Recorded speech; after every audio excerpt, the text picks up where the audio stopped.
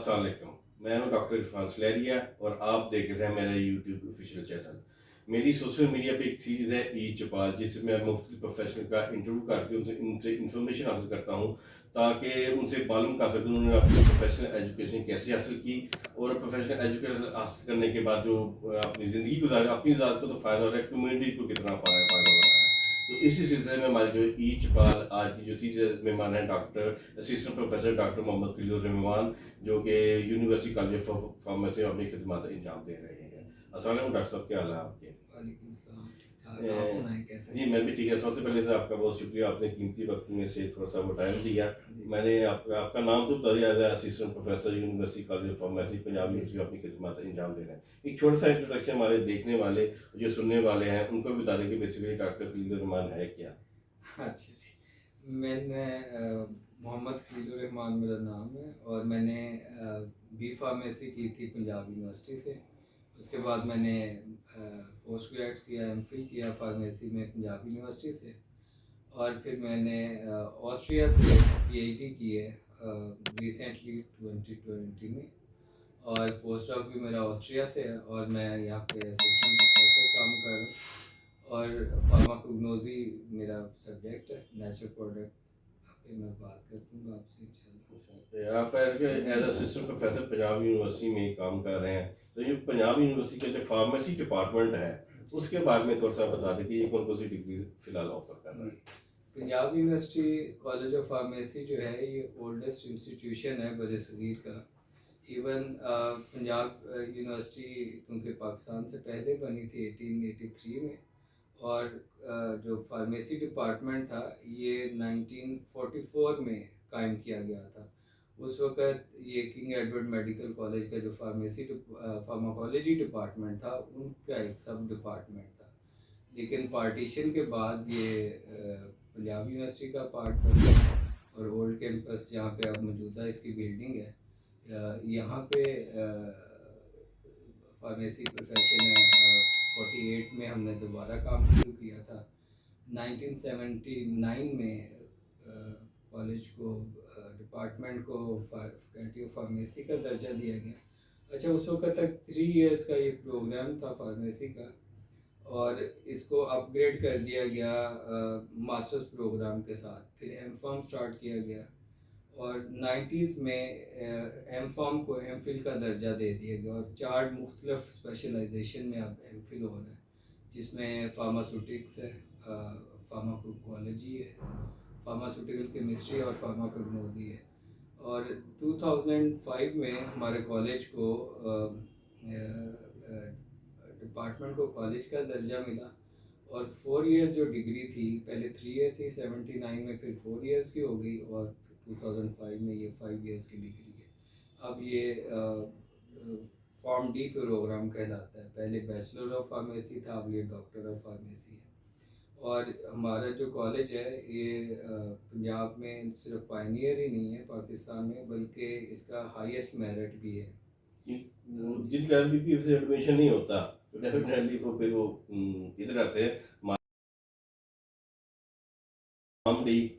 पूरे पाकिस्तान में एक ही डिग्री कोर्स और ये सिर्फ 4 स्पेशलाइजेशन है। जी हम बात करेंगे आपके जो सब्जेक्ट है फार्माकोग्नोसी, जी नेचुरल प्रोडक्ट्स का। तो उसमें बताएं कि आजकल बड़ा ट्रेंड आ रहा है न्यूट्रास्यूटिकल का, नेचुरल प्रोडक्ट्स का, उसके बारे में हमारा तो जानने वाले को बताएं कि ये बेसिकली है क्या चीज़? अच्छा चलिए इसमें मैं आपको तो नेचुरल प्रोडक्ट वैसे हमारी जितनी भी मेडिसन है या जितनी भी एलोपैथिक में हम प्रैक्टिस करते हैं या ऑल्टरनेटिव मेडिसिन में इनकी जो बेस है वो नेचुरल प्रोडक्ट्स ही हैं क्योंकि नेचुरल ड्रग्स ही इंस्पिरेशन थी इंसान की शुरू से और अब भी यही चलती जा रही है और बहुत सारी जो इवन थेरेप्यूटिक्स में ड्रग हैं उनके फार्मेकोफोर पे अगर गौर करें तो वो नेचर से ही इंस्पायर्ड है या नेचर से ड्राइव किए गए आप ऐसे कह लें। जैसे मैं आपको हैरानकुन बात बताऊंगा कि बहुत सारे लोगों का ख्याल है कि जो एसिटाइल सैलिसिलिक एसिड है ये सिंथेटिक प्रोडक्ट है लेकिन ये सेमी सिंथेटिक प्रोडक्ट है। Salicylic acid plant drive drug है। बेशक अब उसको सिंथेसाइज कर लिया गया लेबॉर्ट्री के अंदर लेकिन उसको सिर्फ हमने एसिटाइलेशन की है और उसको सिंथेसाइज कर लिया है तो इस वजह से ये भी एक नेचुरल प्रोडक्ट है। तो ये सेमी सिंथेटिक नेचुरल प्रोडक्ट हम इसको कह सकते हैं इसी तरह डाइजॉक्सन है, डाइजॉक्सन भी प्लांट प्रोडक्ट है, लेकिन इसको सिंथेसाइज कर लिया गया और ये मार्केट में अवेलेबल है। तो नेचुरल प्रोडक्ट का जो मकसद है वो ये है कि हम रेडीमेड मॉलिक्यूल्स जो नेचर में अवेलेबल हैं उनको हम डिराइव करें, और बजाय के सिंथेसिस में बहुत सारा पैसा, रिसोर्सेज और टाइम इन्वेस्ट करें, उसकी बजाय हम रेडीमेड मॉलिक्यूल्स को एज ए ड्रग यूज़ करें। उसमें जो हमारे अल्टरनेटिव मेडिसिन सिस्टम है, यहाँ से हमें बड़ी हेल्प आउट मिलती है। लेकिन ये सारे ऐसे तरीका इलाज था जो सीना ब सीना चलता आ रहा था, और किसी के पास इसका डॉक्यूमेंट्री एविडेंस नहीं था। लेकिन अब हमारे यहाँ रिसर्च की वजह से ये पॉसिबल हुआ है, बल्कि पूरी दुनिया में ये ट्रेंड है कि बहुत सारी एविडेंस बेस्ड स्टडीज़ की जा रही हैं, जिसकी वजह से नेचर प्रोडक्ट या जो नेचर मेडिसिन थी इसका दोबारा से एक ट्रेंड आ गया। हर्बल प्रोडक्ट्स, जी। नेचुरल प्रोडक्ट और हर्बल प्रोडक्ट का बड़ा कॉन्सेप्ट आ रहा है। और जी। कहते हैं कि हर्बल के बारे में तो ये भी कहा जाता है कि अगर फ़ायदा ना हो तो नुकसान भी कोई नहीं देती। ये एक कॉन्सेप्ट है, लेकिन वो डेफिनेटली कि इफेक्टिव है, वे ऑफ ट्रीटमेंट है। तो ड्रैग का इसके न्यूट्रास्यूटिकल प्रोडक्ट के बारे में क्या रोल है? अच्छा, पहले तो ये चीज़ करेक्ट कर लें कि जो नेचुरल प्रोडक्ट है या हर्बल प्रोडक्ट जो प्लांट मटेरियल से ड्राइव करे जाते हैं उन्हें हर्बल प्रोडक्ट्स कहते हैं। तो नेचुरल प्रोडक्ट में एनिमल ड्राइव भी ड्रग आ जाती हैं। अच्छा, कॉन्सेप्ट ये सही करना है कि हम समझते हैं कि इसका साइड इफ़ेक्ट नहीं है। देखिए, केमिकल चाहे नेचुरल हो चाहे सिंथेटिक हो, उसका कोई ना कोई साइड इफ़ेक्ट होता है। अब ये डिपेंड करता है कि कैसे हम यूज़ करते हैं और उसको किस पर्पज़ के लिए यूज़ कर रहे हैं। तो जहाँ बॉडी में एक ड्रग को आप जब खाएंगे, चाहे वो नेचुरल है चाहे सिंथेटिक है, उसका जहाँ बेनिफिशियल इफेक्ट आएगा तो उसके बहुत सारे और दूसरे इफेक्ट भी आएंगे। तो इस वजह से ये कहना कि इसके साइड इफेक्ट नहीं है, ये बिल्कुल से गलत है। ऐसे ही। और दूसरा जो ड्रैप का है, तो पहले हमारी जो सारी हर्बल प्रोडक्ट्स थी या नेचुरल प्रोडक्ट थी, ये रेगुलाइज नहीं थी। जिसका दिल करता था जहाँ इंडस्ट्री खोलता था काम शुरू कर देता। लेकिन ड्रैप के आने की वजह से इसको रेगुलाइज किया जा रहा है। जैसे फार्मास्यूटिकल इंडस्ट्री है, वो उसको रेगुलाइज करती है गवर्नमेंट, उसके लाइसेंस देती है, फिर उसकी रिक्वायरमेंट्स देखी जाती हैं। तो इसी तरह अब हर्बल इंडस्ट्री को भी इस्टेब्लिश किया गया और नेचुरल प्रोडक्ट में। लेकिन अनफॉर्चुनेट ये है कि हमारे यहाँ थोड़े से लोग अपॉर्चुनिस्टिक होते हैं, तो न्यूट्रास्यूटिकल्स का कॉन्सेप्ट भी इन्होंने नेचुरल ड्रग में डाल दिया। हालांकि न्यूट्रास्यूटिकल एक एब्सोल्यूट टर्मिनोलॉजी है आजकल। अब लोग ये इसका कॉन्सेप्ट ये था कि इलाज बिल ग़ज़ा, बट हमारे यहाँ फूड सप्लीमेंट्स और विटामिन जो सिंथेटिक हैं उनको भी हमने न्यूट्रास्यूटिकल्स में डाल दिया। हालांकि ये चीज़ें अगर तो नेचुरल सोर्स से ली गई हैं और नेचुरल वे में आप उसको दे रहे हैं, फिर आप उनको कहेंगे। लेकिन मैंने अभी रिसेंटली एक हर्बलिस्ट आए मेरे पास, इंडस्ट्रीज हर्बल इंडस्ट्रीज है, उन्होंने लोजेंजीज बनाई हुई थी पाइपरमेंट की, और मैंने देखा कि पाइपरमेंट लीव्स को ड्राई किया और कैंडी बेस में लगा दिया। तो मैंने उससे कहा कि ये जब च्यू करेंगे, इसे खाएंगे तो लीव्स एब्जॉर्ब हो जाएंगे, लेकिन मेडिकामेंट तो एब्जॉर्ब ही नहीं होगा। कैंडी तो शुगर तो एब्जॉर्ब हो जाएगी, लेकिन आपके लीव्स जो हैं स्टमक से बाईपास हो जाएंगे, तो इफेक्ट कहाँ पे आएगा, क्योंकि एब्जॉर्प्शन ही नहीं होगी। तो इस वजह से कुछ रॉन्ग कॉन्सेप्ट्स प्रिवेल कर रहे हैं। न्यूट्रास्यूटिकल्स का मतलब कतन फूड सप्लीमेंट नहीं है। फूड सप्लीमेंट ऐसी चीज़ें हैं जो आप रेगुलर आपकी डाइट में चीज़ें नहीं हैं, तो वो सिंथेटिक सोर्सेज से आप ऐड कर दें। लेकिन इसको आप ये कहें कि ये नेचुरल प्रोडक्ट है, तो ये नेचुरल प्रोडक्ट नहीं है। इसमें बहुत सारे स्टेरॉइड्स यूज़ होते हैं, बहुत सारी मैल प्रैक्टिसेस हैं।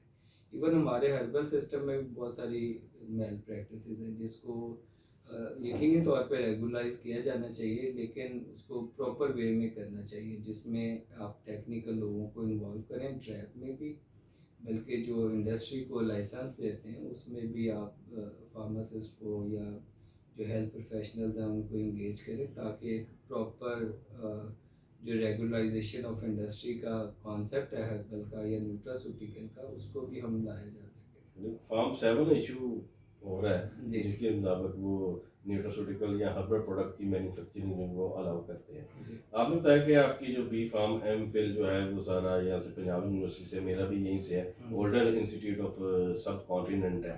जब हम थे तो गिनती के कुछ इंस्टीट्यूट थे, जब हम देखते हैं इर्द गिर्द बमार हैं इंस्टीट्यूट्स की, और जहाँ तक मेरा ख्याल में मोर देन 100+ इंस्टीट्यूट्स हैं जो पाकिस्तान में फार्म डी की डिग्री ऑफर करवा रहे हैं। तो जी आपका इस बारे में क्या पॉइंट ऑफ व्यू है? देखें ये इसको मैं कहता हूँ mushroom growth of private institutes और फार्मेसी इंस्टीट्यूट। असल में हमारे यहाँ एक भेड़ चाल है जिसको फॉलो किया जाता है, ये बड़ा अनफॉर्चुनेट है।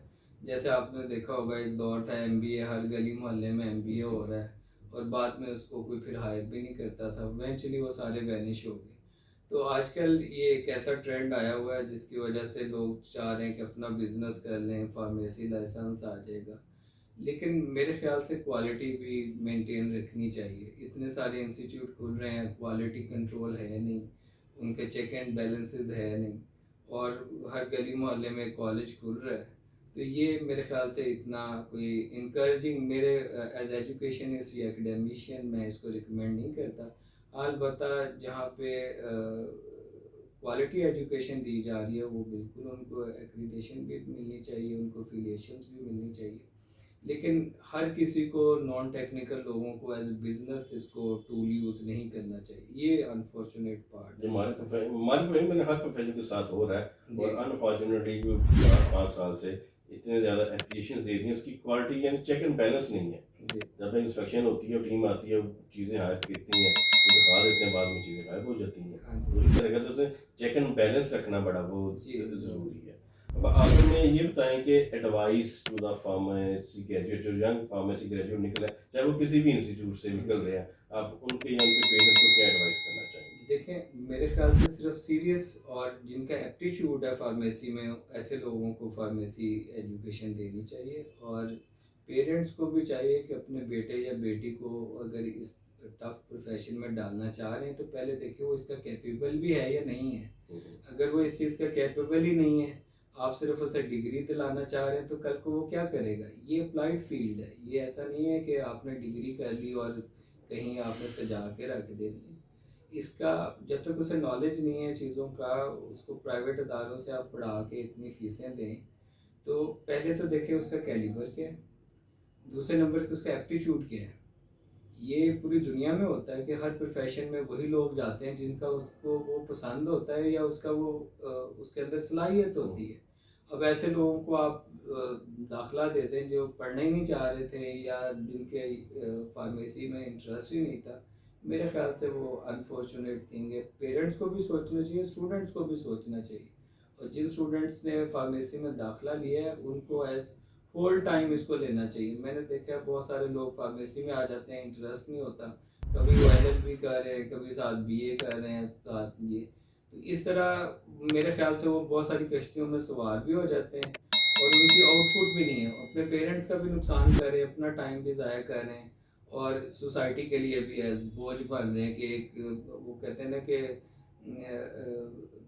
बहुत सारे उलूम का माहिर भी जाहिल ही होता है। जैक फॉर ऑल ट्रेड्स, वो जो एक हाँ जी, मुहावरा है, वो है। इडियोमेटिक फ्रेज है आपने कि बिल्कुल सही बात की, लेकिन इसकी किसी अवेयरनेस बड़ी ज़रूरी है। जब कोई स्टूडेंट, लड़का या लड़की मैट्रिक करता है, मैट्रिक के बाद जब वो इंटरमीडिएट करता है, तो उसके दौरान ही अगर उनको कॉलेजेस में या जहाँ पे पढ़ते हैं उनको बता दिया जाए कि आप जो सब मेडिकल है या इंजीनियरिंग है, इसके बाद आप ये वाली डिग्री अडॉप्ट कर सकते हैं। जैसे कि मैंने पहले बताया कि जब हम थे, हमारे पास ऑप्शन बहुत कम थे, अब तो बहुत ज़्यादा ऑप्शंस आ गए। जी सोशल मीडिया का इतना दौर है, तो वहाँ से भी वो अवेयरनेस ले सकते हैं। जी। इसमें मैं ये कहूँगा कि देखें, जो बच्चा है ना, उस हमारे यहाँ अनफॉर्चुनेट पार्ट ये है सोसाइटी का कि हमें सही वक्त पे सही चीज़ें नहीं बताई जाती। मेरे ख्याल से मैं अपनी इस वीडियो में आपको ये पैगाम दूंगा कि बच्चों को स्कूल लेवल पे ही उनके एप्टीट्यूड को स्टडी कराया जाए, उनकी काउंसलिंग की जाए, देखा जाए कि वो क्या करना चाह रहे हैं और क्या ऑब्जेक्टिव्स हैं। ये नहीं कि उनको जहाँ मर्जी दाखिल करा दिया और कर लिया। तो अगर हमने अच्छे प्रोफेशनल्स पैदा करने हैं तो हमें स्किल्स देखनी जरूरत पड़ेगी और हमें अपने बच्चों को ऐसे इदारों में दाखिल कराएं जहां उनको स्किल डिलीवर की जा रही है। ये नहीं हो कि बस दाखला ले लिया और डिग्री लेनी, उस डिग्री का फायदा भी कोई कोई नहीं, फ़ायदा नहीं होगा। पीस ऑफ पेपर आ जाएगा। हाँ जी, और टाइम वेस्ट होगा और बच्चा पूरी ज़िंदगी के लिए आप एक कन्फ्यूज़ जनरेशन पैदा कर देंगे। असल में मैं आपको इसका थोड़ा-सा बैकग्राउंड बताता हूँ कि ये बहुत सारे जो इदारे खुल भी गए हैं या लोग इस तरफ आ रहे हैं, उसकी बड़ी वजह ये थी कि हमारा जो ड्रग एक्ट है इसमें डिस्पेंसर्स के लिए भी लाइसेंस थे, लेकिन वो बाद में फिर बंद कर दिए गए।